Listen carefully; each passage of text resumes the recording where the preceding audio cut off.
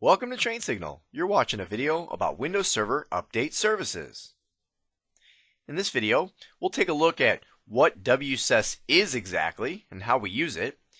We'll look at the different Wsus scenarios that we have available to us, whether it be just a single Wsus server or a set of independent Wsus servers, a hierarchy of Wsus servers, which could then be placed into autonomous or replica mode, or possibly a set of disconnected Wsus servers. We'll take a look at all those different options.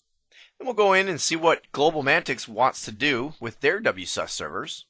And then we're going to get into the operating system. We're going to download and install Wsus. I'll show you how to configure computer groups with both server-side or client-side targeting. And then I'll show you how to configure your clients to use the Wsus server for updates using group policy. First of all, what exactly is Wsus?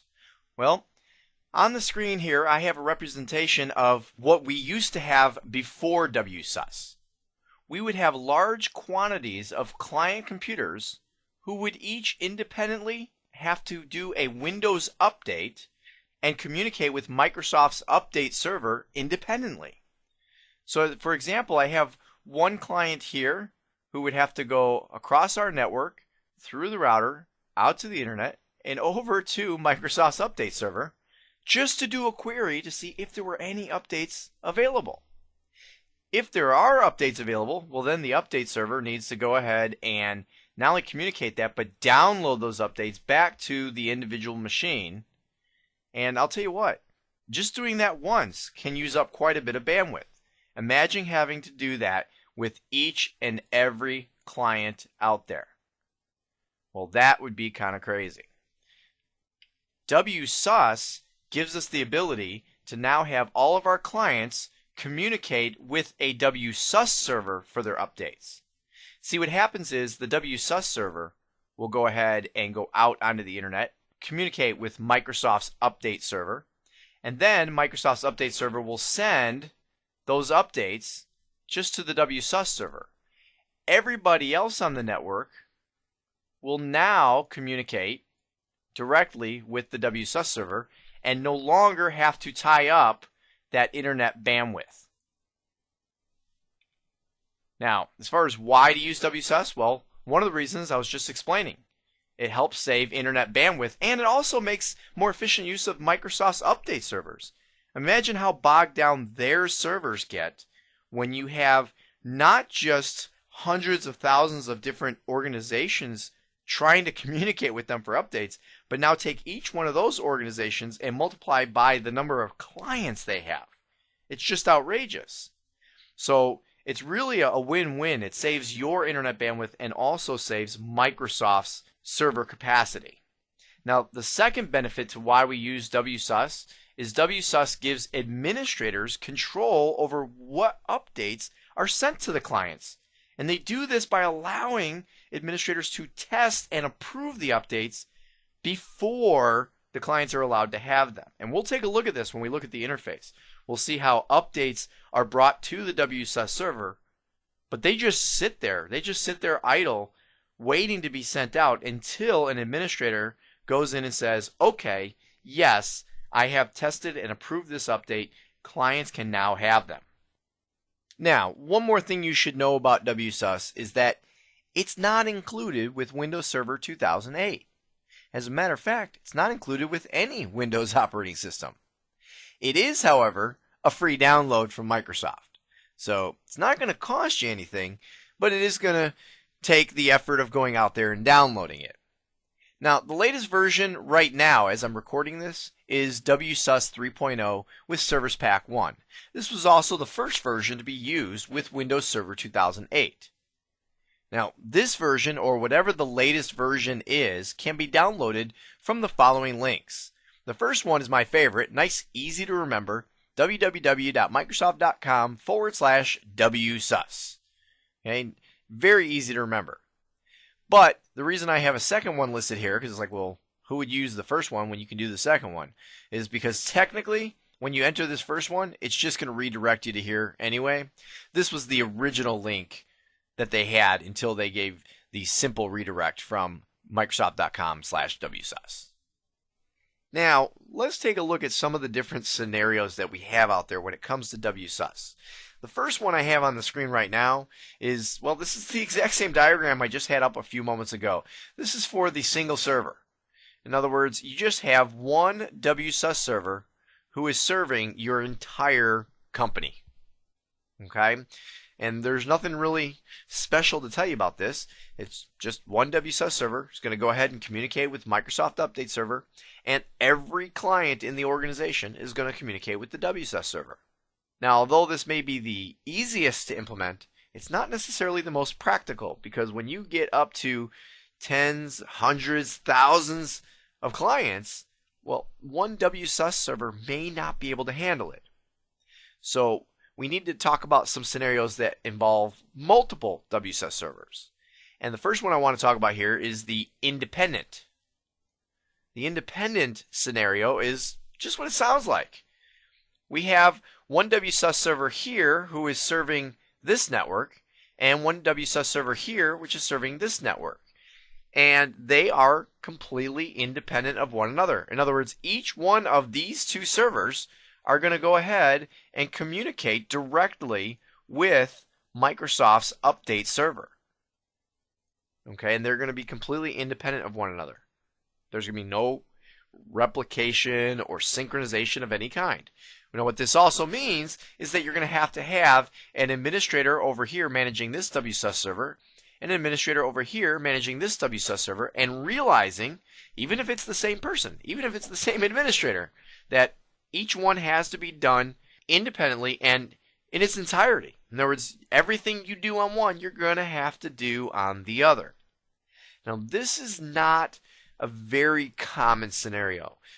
This maybe used to be before we really had a lot of the features that we have today, but basically we now have the ability to do replication and synchronization to where we don't necessarily want this complete independence. Now, the first form of this synchronization, if you want to call it that, would be in the form called autonomous mode. Now, in autonomous mode, here's how things work. You have one Wsus server who's going to go ahead and go out onto the internet and communicate with Microsoft's Update Server. And Microsoft's Update Server will go ahead and send all updates to that Wsus server. Now, that Wsus server is going to go ahead, in this case, and service all these clients. Okay, all these clients are going to go ahead and communicate with this Wsus server. But all of these clients over here, well, they're going to go ahead and look to another Wsus server. This Wsus server will be configured as a downstream server from the first one. So what will happen is this Wsus server will go ahead and do its communication with the first Wsus server, not going out to the internet to Microsoft's Update Server. Okay, only one server is going out and getting the original updates, and then that one Wsus server is not only serving clients, but it's also serving another Wsus server. Now, here's what makes it autonomous. Even though the updates themselves are being synchronized over to the second Wsus server, the approvals of those updates, the decision on what updates go out to the clients, does not synchronize over.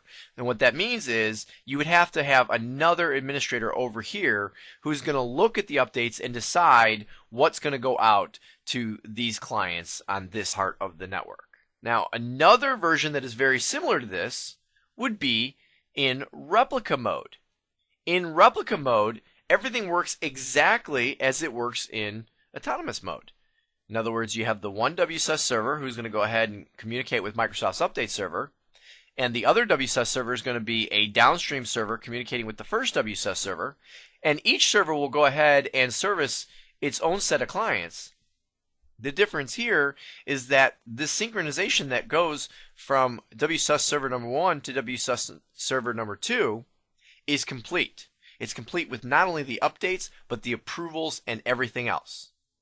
So the difference here is that you would only have the one administrator having to go through and approve updates, but yet you could have other Wsus servers, which are really nothing more than just replicas, to help service all the different clients out on the network. This, matter of fact, I will say these last two, autonomous mode and replica mode scenarios, are probably the two most common scenarios out there because most of our networks are going to be too large for a single Wsus server, while at the same time we don't want complete independence.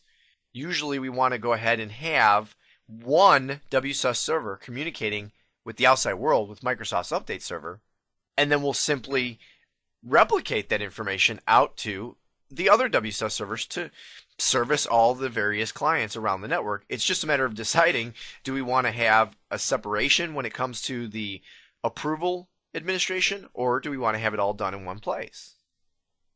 Now, before we get into what GlobalMantics wants to do, there is one more scenario, and that would be where you have a completely disconnected network, like we have here. If you look carefully, you'll notice there is no connectivity with this network from anything else. It just kind of stands alone. And so what we have in this instance is a network over here which is connected to the internet, where you have a Wsus server which will go ahead and do the connectivity with Microsoft's update server, and of course go ahead and service all these clients. But then what you have to do is go ahead and basically export out the updates and or approval information. And very often you would export it out, let's say, onto a CD. Here's my beautiful picture of a CD, right? And then you would ship that CD off to the other office where you could go ahead and insert the CD and get your updates that way. That is something that is now available with Wsus. Is whether you are completely disconnected or maybe just for security's sake, you want to go ahead and not be connected, you can go ahead and do this offline update, if you want to call it that. So those are all the different Wsus scenarios that are available. Now, what's GlobalMantics doing? Well, GlobalMantics needs to streamline the process of getting updates to its clients worldwide. Okay, obviously, that's the whole point behind Wsus in the first place.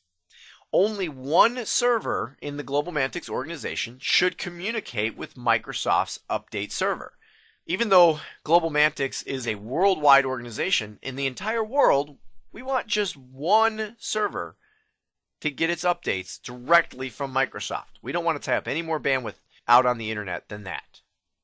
Now, administrators in New York, Chicago, and Tokyo will be responsible for testing and approving updates for their own respective offices. So in order for that to happen, if you're not already thinking it, it sounds to me like what we're going to probably need to do, since we only want one server to go out to Windows Update, and we want 3 different offices here to each have Wsus servers and have approval of these updates out to their clients, it sounds like we need to do autonomous mode so that we have each office having its own administrator approving those updates. But the Chicago administrators will also be responsible for approving updates for the Dallas office. So what that means is that the Wsus server in the Dallas office will probably be set up in replica mode, and we'll go ahead and just get a replica of the Wsus server in the Chicago office. Are you confused yet? All right, well, I'll tell you what. Why don't we go in and actually take a look at our servers and get this all set up? So what we're going to do is we're going to go ahead and, first of all, we need to download Wsus 3.0 Service Pack 1. After we have it downloaded, we're going to go ahead and install it. We'll need to then configure it, and when we're configuring it, I'm going to show you how the configuration is going to be slightly different in each of the different offices to go ahead and meet the requirements that GlobalMantics has set up. Now, one other thing that I'm going to show you is I'm going to also show you how to configure computer groups, and this will help with the figuring out of who is servicing what computers, and more specifically, what updates are going out to which computers or being approved for which computers. And then I'll also show you how to go in and configure the clients to use the Wsus servers for their updates. Because obviously it doesn't do a whole lot of good to set up all these Wsus servers and then have all our clients go out to the internet and communicate directly with Windows Update, right? Okay, so let's go in and let's get this all done now. Now, for this demonstration, we're going to need to use a few different computers. right? Because we need to have a Wsus server in every office in the Global Mantics organization. Now in the New York office, we're going to use New York member 1. You want to avoid using a domain controller as your Wsus server whenever possible. If for no other reason, you want to do it for security reasons. This is a server that you are going to regularly be sending out on the internet, so you might want to avoid a domain controller if for no other reason than that. Now, in Chicago, even though we have a member server, we're not going to use it. We're going to go ahead and use Chicago DC1. Now, there's 2 reasons why. One reason is because even though we have a member server, it's Windows Server 2003. And now originally, Wsus 3.0 SP1 didn't even look like it was going to support Windows Server 2003, whereas now it does with Service Pack. But we want to look at everything from a Windows Server 2008 point of view, so we're going to use the domain controller, which is Windows Server 2008. In Dallas, we only have the 1 server, so we'll use Dallas DC1. And in Tokyo, again, we only have the 1 server, so we'll use Tokyo DC1. First, we need to go ahead and connect to New York member 1. So let's go ahead and connect to that now. Alright, now that we're connected to New York member 1, the first thing I want to go over with you are the installation requirements for Wsus. And the way I'd like to show these to you is by going to Internet Explorer. And then I have a favorite that's been saved here, let me show you, for the Wsus installation requirements. You may want to take a moment to pause the video and jot down the URL, which is listed right up here, http://en-us/library/cc708484.aspx. The reason you may want to look at this URL is not only does it give us the installation requirements, but if you look over on the left-hand side here, there's actually 7 different steps that this article reviews, ranging from the installation requirements all the way through approving and deploying your updates. So if you ever need a good reference guide to go back to, this is one I would recommend. Anyway, if we come over here to review the installation requirements, you just scroll down a little bit here. We want to go down, this is for Server 2003, we want to go down to the part where it says right here, server requirements for installing on Windows Server 2008. And you'll see here that it says IIS 7 must be installed. So we need the IIS role to be installed. And then more specifically, it talks about how the following components must be enabled. So in just a minute here, we're going to go ahead and install the IIS role, and we'll make sure to hit each one of these components. Also, you'll see here that it says you need the Microsoft Report Viewer Redistributable 2005. And to download it, there's a link here. Now, this particular feature is not a requirement. I know it's listed as a requirement, but it's only a requirement if you're going to be doing reporting. And when we install Wsus, I'll show you exactly where it points that out. And then here is where it says you need SQL Server Service Pack 1, but again, only if you're using a SQL database. So anyway, the point here is that you may need all of this, but the only actual requirement is that we install the IIS role with the following features. So let's go ahead and do that now. I'm going to go ahead and click on Start, go to our Server Manager, click on Roles, and then we will add a role. Once we're in the Add Roles wizard, we'll go ahead and click on Web Server or IIS. And you'll see here that right away it says that other required features must also be installed. So let's add those required features and click Next. Here's an intro to what web services are. We'll click Next. Now you'll notice that there are a whole lot of services to choose from here. So if we were to go back to our list down here on Internet Explorer, you'll see here that it wants you to select Windows Authentication. So let's go down here to Windows Authentication and check the box. And it says we must have ASP.NET. So we'll scroll up here and select ASP.NET. Now watch what happens when I click this one. Again, additional services and features are required, so let's go ahead and add those. You'll see a lot of checkboxes have now been selected. We come back here, it says we need the 6.0 management compatibility. So we scroll down here, and here's our IIS 6 management compatibility. And you'll notice it includes all the different IIS compatibilities, including the Metabase compatibility, which was the last item on our list. So what that means is, let me go ahead and close this window. We are all set to install this role. So I'm going to go ahead and click on Next. Here's a review of everything that's going to be installed, and I'll click Install. Now I will tell you, while this is installing, the reason why it requires the IIS role and all the associated services is because Wsus is all web-based. It's all managed through the internet browser. So in order to be managed through an internet browser, you must have the web services available to set this up pretty much like a web server. Okay, this is just about done installing. And there we go. It has now completed. Installation has succeeded. I'm going to click Close. And we now have the web services that are required. So I'm going to go ahead and close this window. We now need to download Wsus to be installed. It's a real easy link to remember where to download Wsus. Let me click on Internet Explorer. I'm going to put in www.microsoft.com/Wsus. Easy enough to remember. This will now take you to the location where you can, over here on the left-hand side, download Wsus 3.0. So I'm going to click that link. Then you click on the link here where it says Download Files Below. And then you'll see we have, well, here's the end user license agreement, but right here we have the two different setups. The one for the 64-bit operating system and the x86, which is for 32-bit operating systems. So you need to determine which one you are running.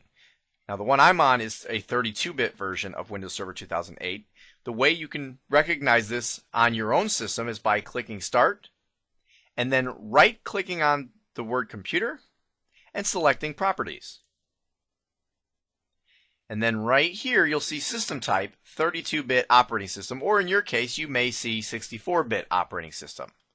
Depending on which one you're running, you want to download the appropriate one. So in my case, I'm going to download the x86 version.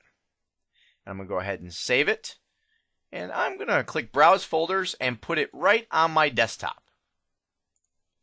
just so it'll be nice and easy to locate. Now, depending on your bandwidth and the speed of Microsoft's servers at this very moment, it will vary how fast this will download. As you can see, I have almost a minute left. So what I'm going to do is go ahead and pause the video. If you're downloading, please do the same, and then go ahead and resume when the download is complete. Okay, the download is now complete, so I'll go ahead and close this window and close the Internet Explorer window. And you'll see here on my desktop I now have the Wsus setup executable. So I'm going to go ahead and double click on that executable and tell it I want to go ahead and run it. It extracts the files and takes us into the wizard. I'll click Next. And you have a choice between a full server installation or simply the administration console. If you wanted to be able to manage your Wsus server from a remote computer, one of the ways you could do it is by installing the administration console only. But in this case, we want the full installation. I'll click Next. And what it was doing there while it said it was preparing was it was verifying that you have met the minimum requirements. If you're following along and you got an error at this point, read the error, see what you're missing, and then go ahead and add those missing components. Now I need to go ahead and agree to the license agreement. Click Next. Now here is where you get that screen I was telling you about where it says there is a required component, and it's the Microsoft Report Viewer Redistributable. Well, this is only required if you're going to do reporting, which we're not going to get into right now, and that's why I didn't worry about it. If you want to play around with reporting, go ahead and download this from the link that was in that TechNet article, and then you should be able to go ahead and do reporting just fine. Also, you'll see here that it gives you the ability to move forward, and it says if you want to do this, install these components after installing Windows Server Update Services. So I'll go ahead and click on Next. Now I need to select an update source. I need to determine where it is that I want to store the updates. And you'll see here it says if you have a drive formatted with NTFS and at least 6 gig of free disk space, you can use it to store updates. Now, if you decide that you do not have a location, which in this case our C drive has plenty of available space, I'm just going to put it in a folder called Wsus. The default is just fine. Typically, you may want to actually have a separate volume or a separate partition or possibly even a separate drive to store these updates, but that's a decision that you would need to make based upon your scenario. If you were to uncheck this box saying I don't want to store updates locally because I don't have enough space or I don't want to tie up the space, then what's going to happen is the updates are going to still be stored out on Microsoft's update servers, which is perfectly acceptable. But in this case, you're not saving a whole lot of bandwidth because your clients are still going to be updating from those servers, but you will now have control over the updates. You still get to approve the updates through the Wsus utility. Now, an example where this would be real typical might be not just because you don't have enough disk space, but one other real typical scenario would be if you have a remote office, or maybe you have a lot of remote offices, and the clients have to go across a slow WAN link to get to your Wsus server. Well, it may not make sense to use your own private slow WAN link to download these updates when maybe those individual offices have a separate connection out to the internet, and maybe it's a higher speed connection to the internet where they can get it directly from Microsoft. That's a typical scenario where you may choose to not store locally. But in this case, we're going to store them locally. Go ahead and click on Next. Now we have the choice of what we want to do with regards to a database to keep track of all this. Now you'll see that by default, you don't have to have any specific database installed on your computer. You could choose to install a Windows internal database right here again in the Wsus folder. Or if you have, let's say, an existing SQL database, and again, this is where you would need SQL Server, at least SQL Server 2005 Service Pack 1, you could use an existing database and point to that location. I do not have a database here, but that's okay, because you can use the one that it'll create for you right on this computer. I'll check that button and click Next. Now it wants to know about the website. Remember, this is all administrated through a web browser, and so we have to set up a web page to access it. And the default choice is to use the existing default website. You'll notice it says recommended, and the reason why is because typically your Wsus server is not also going to be a web server. So since it's not providing any other web services, you should have that default website available. If you don't have the default website available, if you are using this server as a web server for other purposes, then you could go ahead and create a Windows Server Update Services website separate from the default. So we're going to go ahead and use the default in this case. And click on Next. And there's a review screen. We're ready to install. I'm going to click Next. And it's going to go through and it is going to install Wsus. Now, this installation, you'll see right up here, it says this may take several minutes, and depending on the speed of your computer, it just may take several minutes. So I'm going to go ahead and pause the video, and I'll be right back with you as soon as it's done. Okay, this portion of the installation is complete, so I'm going to go ahead and click on Finish.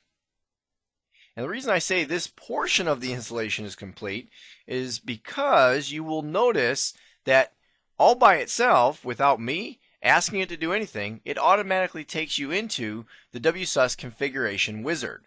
So let me move this up just a little bit so we can see all the buttons and everything.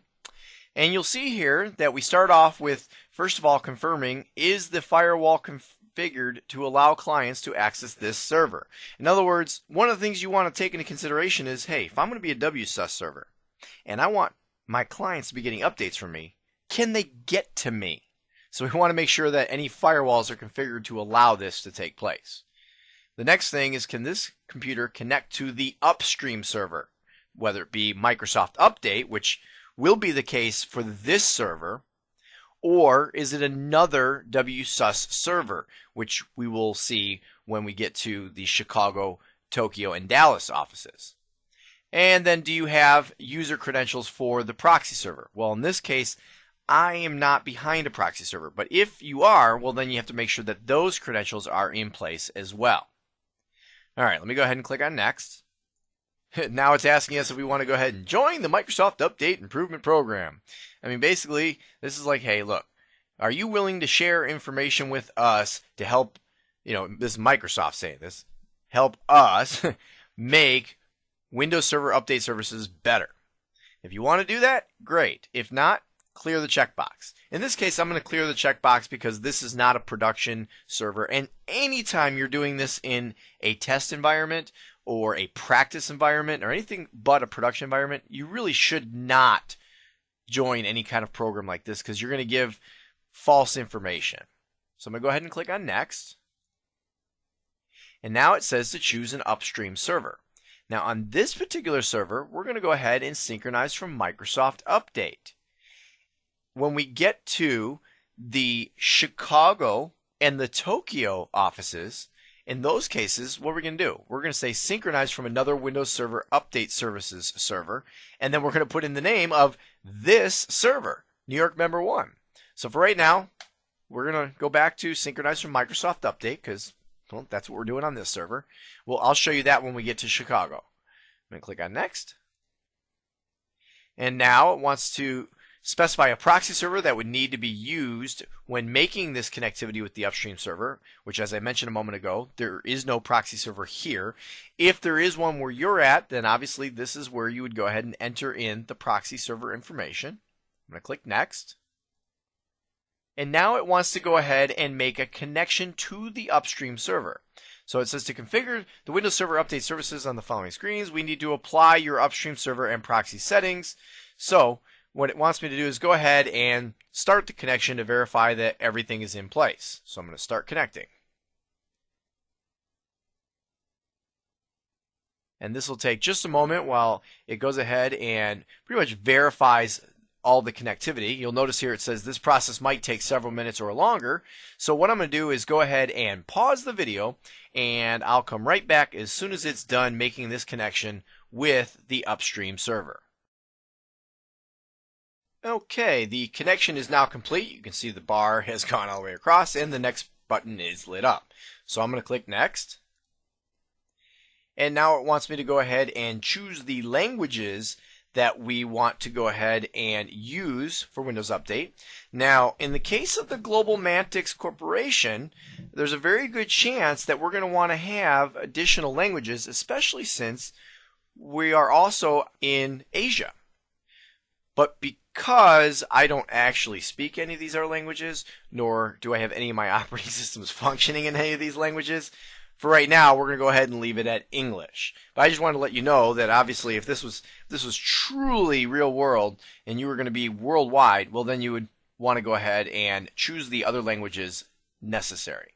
So I'm going to go ahead and click on Next. Now we need to choose the products that we're going to keep up to date.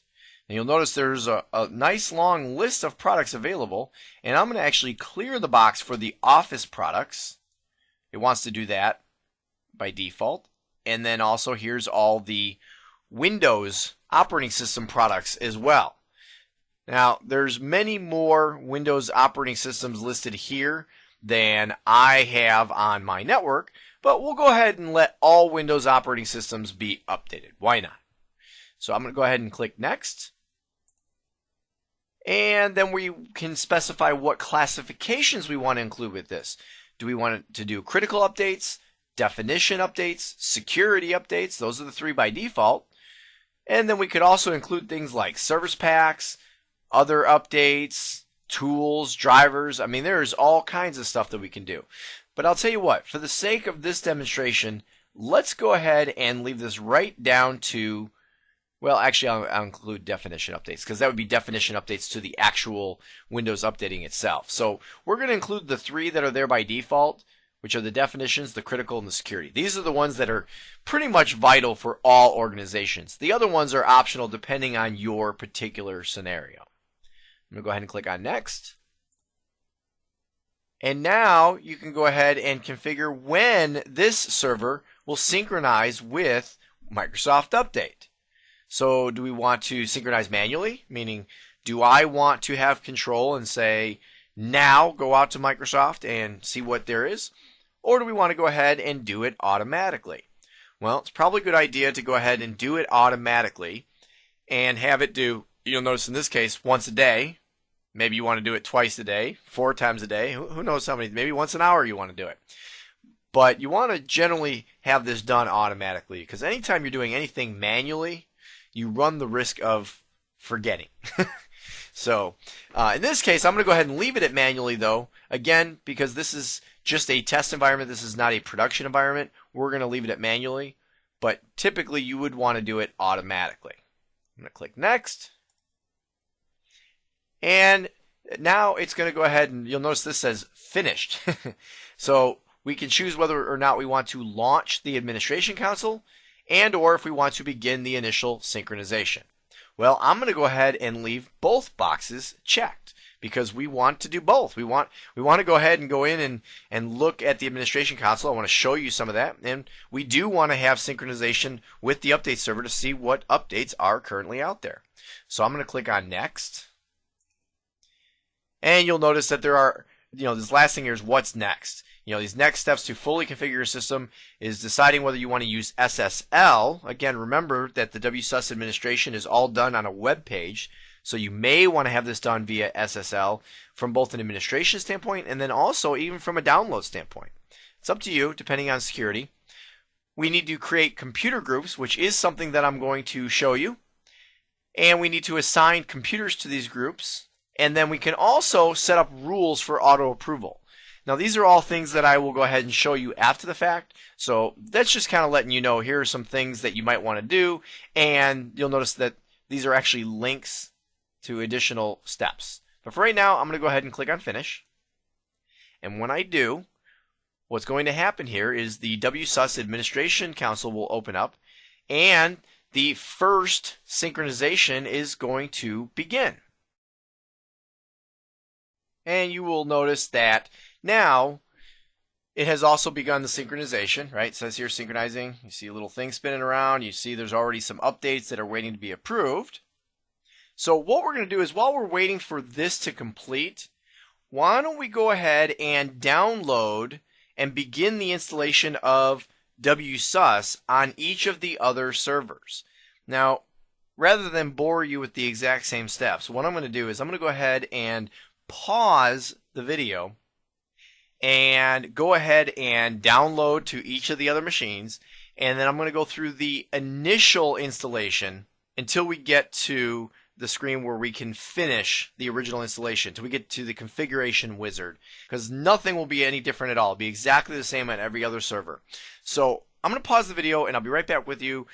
We'll actually go over to Chicago and I'll come right back with you as soon as we get to that configuration wizard. So over here on Chicago, as you can see, I have completed the Wsus installation, and this has taken us into the configuration wizard. So let's go through this configuration wizard where everything's going to be pretty much the same, but there's one screen that's different that I want to show you. So let me go ahead and click on Next. And no, I don't want to join the Microsoft Update Improvement Program. Next. This is the screen that is different. In this case, out in Chicago, we don't want to have this Wsus server synchronized from Microsoft Update. We want to synchronize from another Windows Update Services server. So in this case, we want to go ahead and synchronize with New York member 1. And we'll go ahead and do it via port 80 because that's how it's done by default. We could go ahead and use SSL if we wanted to make this more secure. But for right now, we're just going to leave the defaults and say that we want to replicate with New York member 1. And then this checkbox down here is a significant checkbox. Right here it says this is a replica of the upstream server. Now in the case of Chicago, we want to be in what we called autonomous mode. And in autonomous mode, we are not going to be a replica.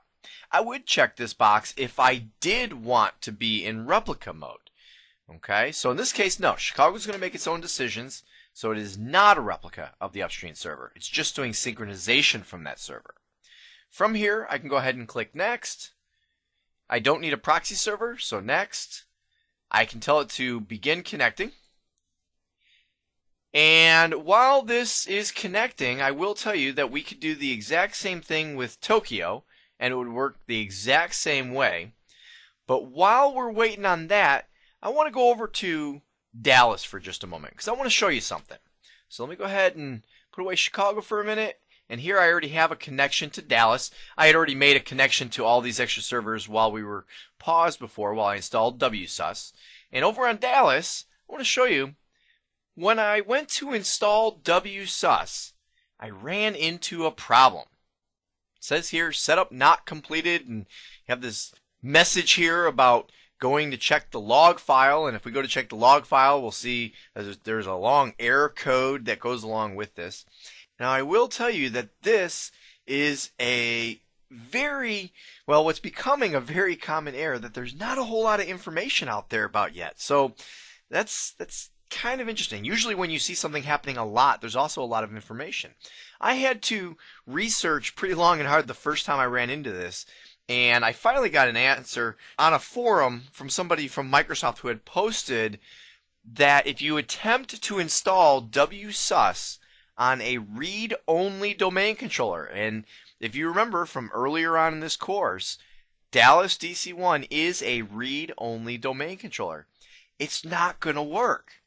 Now, they've talked about creating a knowledge base article for this, but at the point that I'm recording this right now, there's not one yet. There may be by the time you're watching this. But anyway, for right now, there's a major issue, and that issue is that Wsus is going to try to create a couple of local groups, and in the case of a domain controller, it's going to make those domain groups, since there are no local groups on a domain controller.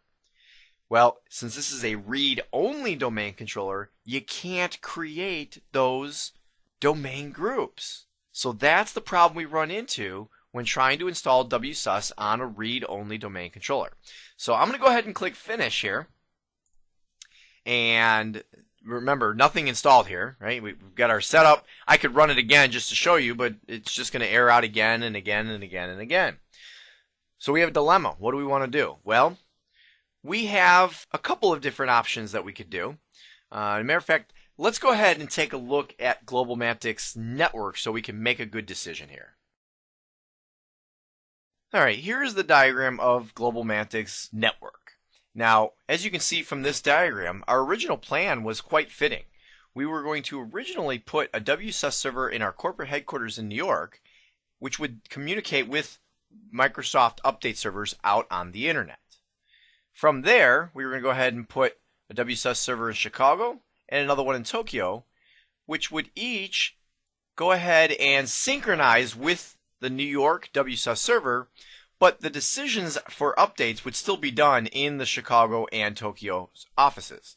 Now, that part we can still do. There's really nothing wrong with that. There's no errors. We haven't run into any problems. Where we ran into the problem was when we wanted to do the Dallas Wsus server and have it synchronized to Chicago and have its updates approved in Chicago. Well, the problem there, let me clear all this out, is right here. We only have the one server, and that one server is a read-only domain controller. So, what options do we have available to us? Well, I see three possible options. Option number one would be to go ahead and add another server, right? We go ahead and get a second server and add it in as a member server, we can make that our Wsus server. So that's one option. A second option would be to go ahead and say, well, you know what? There's only 10 clients. Why don't we just have them go ahead and get their updates from the Chicago Wsus server? Well, that's also very possible. Now the third option is to go ahead and add a direct internet link for the Dallas office and have the users just go ahead and use regular Windows Update. Just have them go to the Microsoft Update site. Now, I don't know that I would do that choice right there. Matter of fact, if I were going to go ahead and choose, I would probably go ahead and pick this one right here. To go ahead and have the 10 clients just go ahead and get their updates from Chicago. You're only talking 10 computers. Those updates can be done overnight when the bandwidth is not being heavily tasked. So with that being said, why don't we go ahead and go back to our Chicago and our New York servers and see how those Wsus servers are working out. Okay, back here on Chicago, you can see that the connection has completed, so let me go ahead and click on Next. And we want English, Next. And again, we could go ahead and set up an automatic synchronization schedule. Because this is a test environment, I'm going to leave it at manually, Next. And I'm going to go ahead and launch the Wsus Administration Console and begin synchronization and click Finish. And this will take just a moment, and you will see that the console will open up, and then it will begin synchronization. And this is exactly what we saw on New York Member 1 just a few minutes ago. So what I'm going to do is I'm going to go ahead and go back to New York Member 1. Let's see where we're at. Alright, so over here on New York Member 1, oh, look at that. There are 1,497 security updates and 175 critical updates waiting to be approved. Now, why are there so many? Well, there are this many because I just installed Wsus, and so pretty much those are all the updates to date that any of our clients could possibly need. And as a matter of fact, if you're following along, you probably had larger numbers than these because you ran this after I did, and there have been more updates that have come out since then. So anyway, what we need to do now is look at a few different things when setting up the rest of this Wsus server. The first thing I'd like to show you is something called computer groups. So right here under computers, I'm going to go ahead and expand that. And then here's all computers. I'm going to expand that. And you'll see there's one computer group, and it's called unassigned computers. And it is just that. It'll hold any computer in your organization who is pointing to this Wsus server for updates who doesn't belong to a computer group. But we would prefer not to have that. What we want to do is go ahead and create computer groups. And you do so by right-clicking on all computers and selecting Add Computer Group. Now, before I create a computer group, let me explain why we need computer groups. Well, computer groups allow us the ability to approve different updates for different computers within our organization. Now, with that being said, in the Global Mantic scenario, we really haven't declared that we have that need. We don't have a clear division to where different computers in the New York office have different needs. But rather than just have the unassigned computers group, or just all computers, let's go ahead and create a computer group called New York. I'll click Add. Now, I know this may not seem to make sense because it's like, well, wait a minute, this is New York Member 1, this is a Wsus server for the entire New York office, and that's all it's managing. And like I said, personal preference, I would rather have a computer group, even if it contains everything, rather than just use the default all computers and then unassigned computers.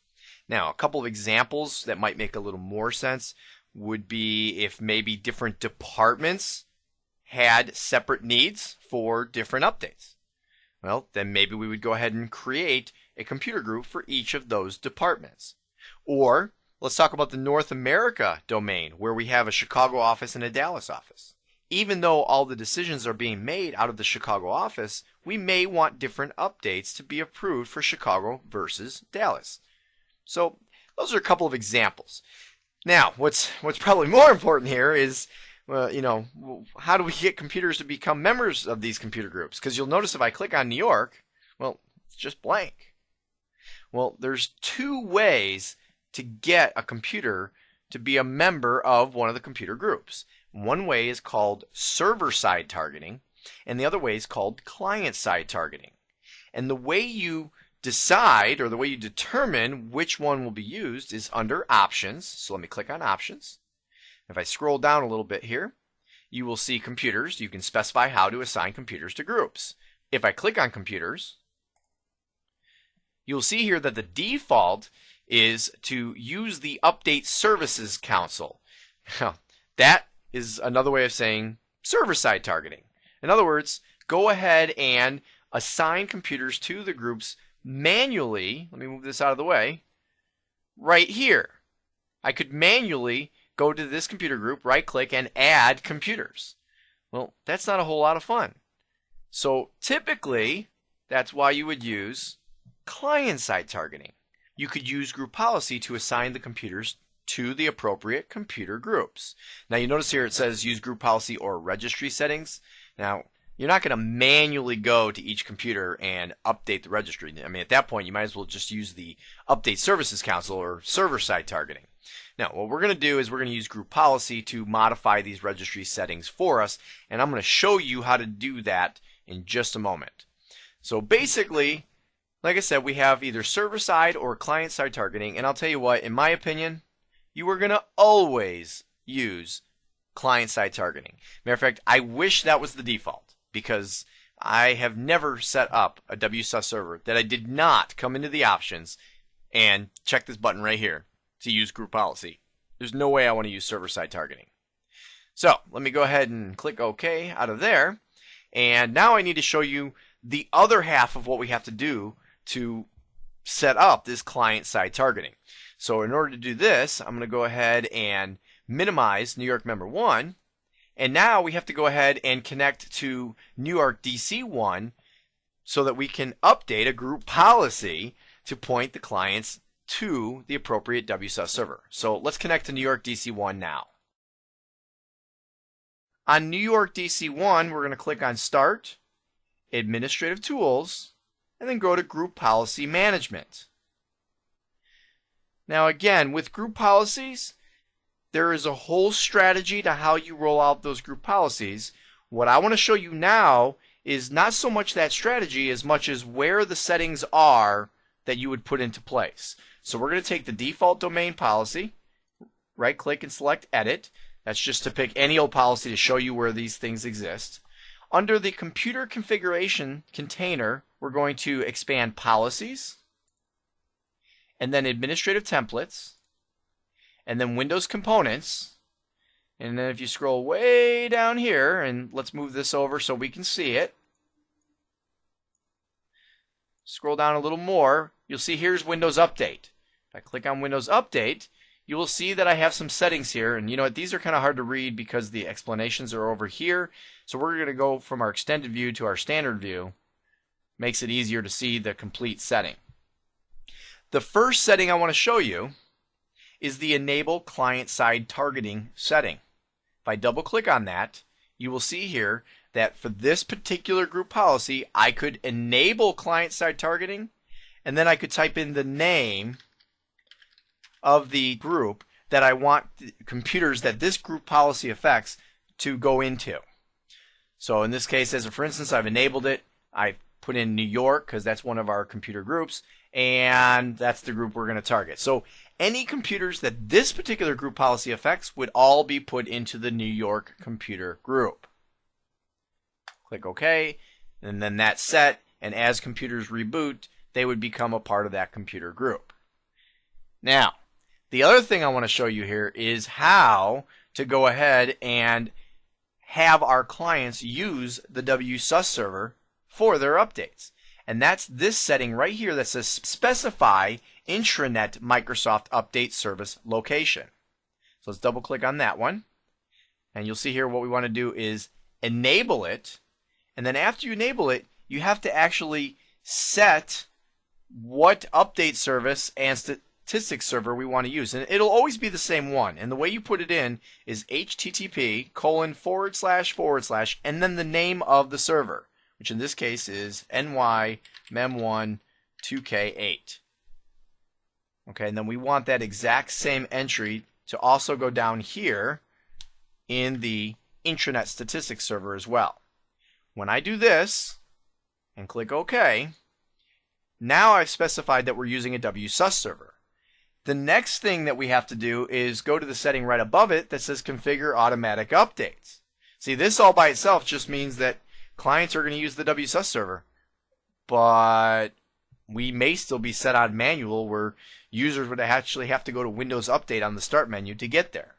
So under Configure Automatic Updates, we go ahead and double click, enable automatic updates, and then we need to decide what level of updating we want. Now we can select to notify for download and install, meaning just tell the clients when their stuff ready and then they can choose to download and install it at their convenience. Not very typical, but you might come across a scenario where you want your individual clients to have complete control over updating their own machine. Maybe you have users who are somewhat computer savvy.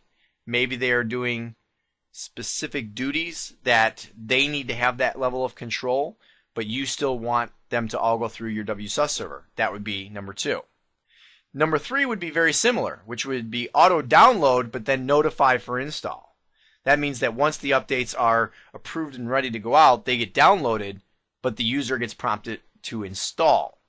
But the most common setting that you would use would be auto download and schedule the install.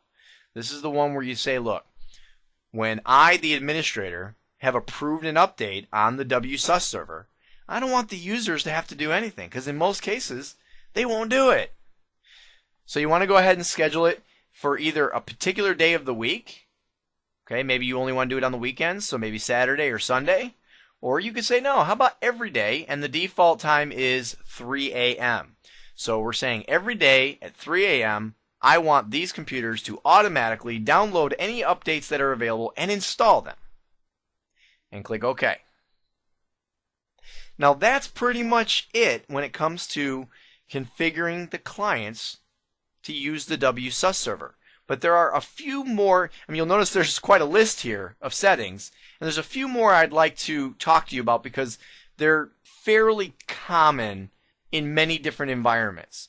So as a for instance, they're all really having to do with the restart that's involved with updating. Right here we have no auto restart with logged on users.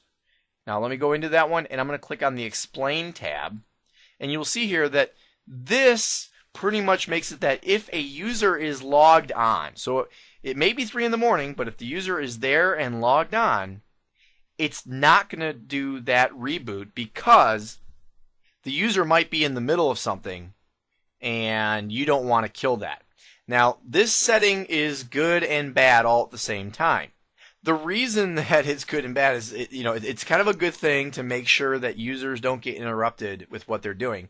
Now, it doesn't really matter if somebody's there at 3 in the morning because you'll notice that if it's disabled or not configured, it'll actually notify the user that a reboot's going to happen in 5 minutes. So that way the user could have 5 minutes to turn things off. The big problem is what happens when the user's not there. What happens when the user's in the middle of a project, leaves the computer logged in so as to keep that project running, and goes home at night? Well, if we don't have this setting enabled, the system's going to automatically reboot after installing the updates, and then their work may be lost. I think we've all probably experienced a situation where that has happened.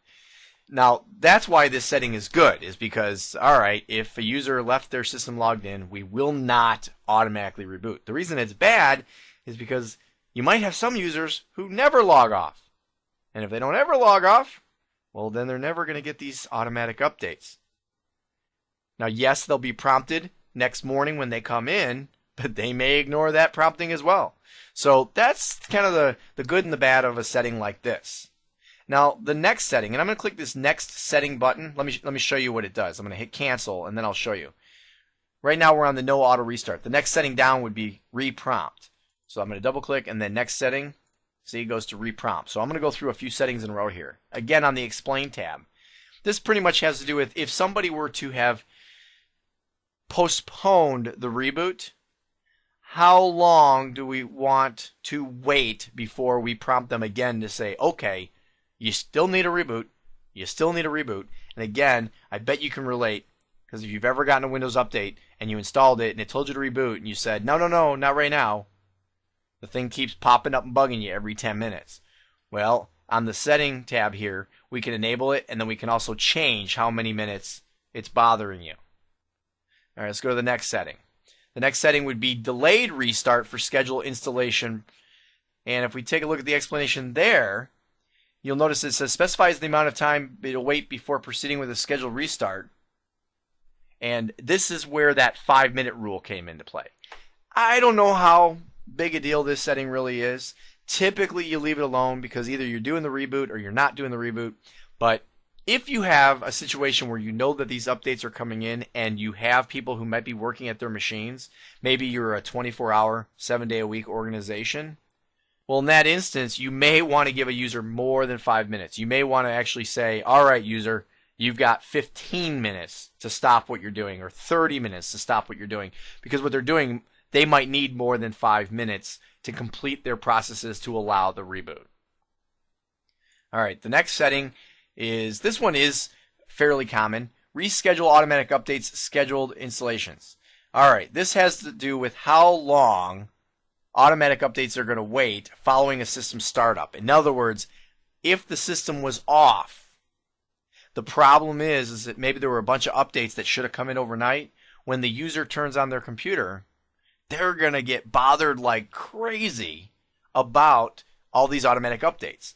And you may not want that to happen the minute they walk in the door and turn on their computer.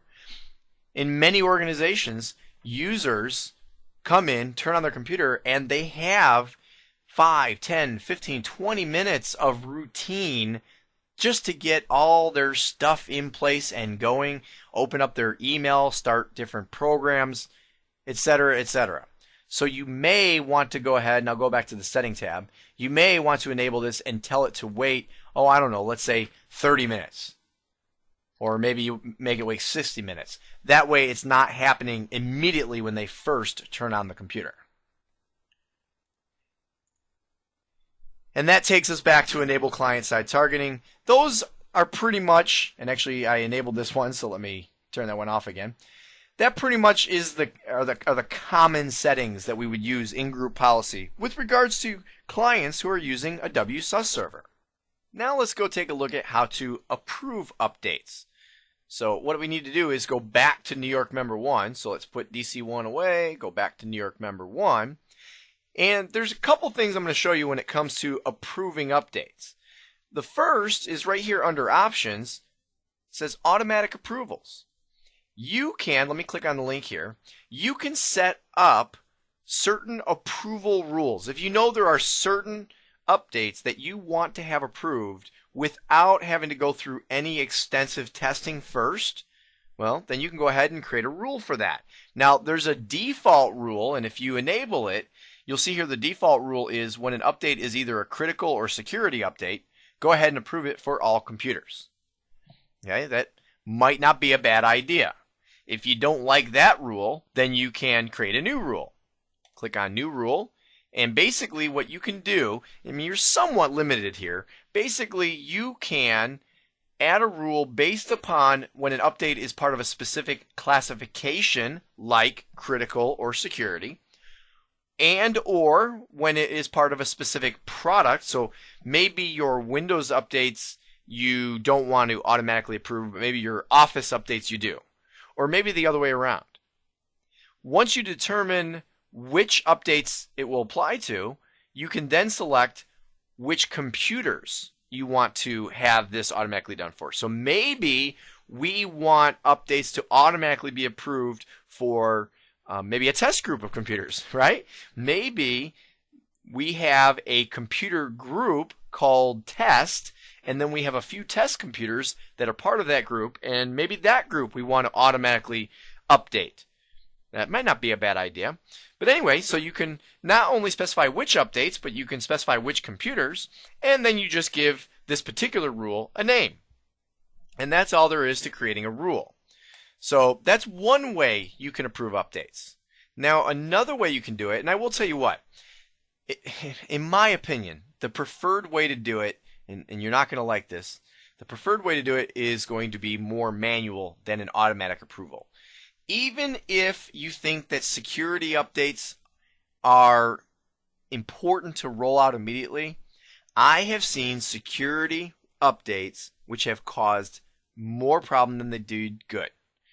In my opinion, you're going to want to have an actual management strategy to where you or somebody within the organization is immediately informed of security updates and then tests them right away and gets them rolled out, but does it a little bit more manually. I mean, the test can be as simple as, hey, I installed it, did it crash my computer? Did it cause anything really major? If not, boom, security is probably more important than any other problems it would cause. So anyway, how would you do that? Well, here under updates, matter of fact, before I go to updates, let me go back to the top here, New York Member 1, just to show you. Remember, we had nearly 1,500 security updates and 175 critical updates. So if I expand updates, you'll see that we can look at all updates or those critical or security. Or remember, we also have our Wsus updates, meaning the actual updates to the Wsus server. If I click on critical updates, what's wrong? It's blank. Well, it's blank because right now it's failed or needed. What we need to do is pull this down and say any of the statuses that can be available. Click refresh. And now we should see 175 unapproved updates. Okay, and here they are. And if I scroll down, you'll see it's quite a lengthy list. Now, the way you update them is very manual, but I'm going to show you that it doesn't have to be so bad. Now, the first way you do it is you right-click on one of these updates and you select Approve. And then you go ahead and decide if you want to approve it for all computers, and you just select Approved for Install, or maybe for a specific computer group, Approved for Install. You get the green checkbox, click OK, and you'll see here that it goes through. It says the approval is completed, don't have any problems with it, and click Close. Whew, that might take a while if we had to do that for 175, or how about the other 1,500? So to make this a little bit easier, there's a couple other ways you can do this. One is you can hold down the Control button on the keyboard and select multiple updates. And then when you right click, you'll see that they all stay highlighted, and when I select Approve, it would be for all 4 of these updates. Now, to make things even easier than that, if you know that you have tested an entire block of updates, you can highlight one, hold down the Shift key, and click another one, and it'll highlight all the updates. Matter of fact, if you know that you've done a test on all of your updates, I can approve all 175 of them, or I guess it would be 174 because we did one already, by highlighting the second one here, scrolling all the way down, holding the Shift key. And now, as I scroll back up, you'll notice that they've all been highlighted, and then I can right-click and approve them all at one shot. So even though this way is a little bit more manual, it doesn't have to be that painful. Now, another reason why I have so many updates, the reason I have a total of 1,736 updates between the two of, actually all the different classifications, is because you might remember that I left on the list all the different client operating systems. I mean, as for instance, here's a security update for Windows XP, whereas Global Mantix doesn't have any XP clients in New York. So I wouldn't have to have included that operating system. Nor do we have any Windows 2000 computers in New York. So that's another way that we can limit how many of these updates we're dealing with. Okay, so now we pretty much have New York Member 1 set up. Right? We've installed Wsus, we've configured it, we set up a couple options, we set up computer groups, we've approved, well, approved one update anyway. So let's take a look at our downstream servers link here. You'll notice when I click on it, it shows me that Chicago DC1 is a downstream server to this upstream, and don't get those confused, New York Member 1. The upstream server is the one that will be sending out the updates, and the downstream server is the one who will be receiving the updates. Okay, so Chicago DC1 is going to be receiving updates from New York Member 1, or synchronizing updates with New York Member 1. Now you'll notice here that it says it's autonomous mode, and that's what we were looking for. But what's missing from this screen? Ah, I know. Tokyo. We didn't finish setting up Tokyo. So why don't we go over to Tokyo now? I'm going to go ahead and minimize this and go ahead and go over to Tokyo, where you'll see that I finished installing Wsus, but we still need to go through and configure it. And what I want to do here, even though this is not exactly the way we laid out the scenario, just so you can see how it all looks, since we couldn't do it in Dallas, I'm going to go ahead and click on Next. And no, I don't want to join the Update Improvement Program. Next.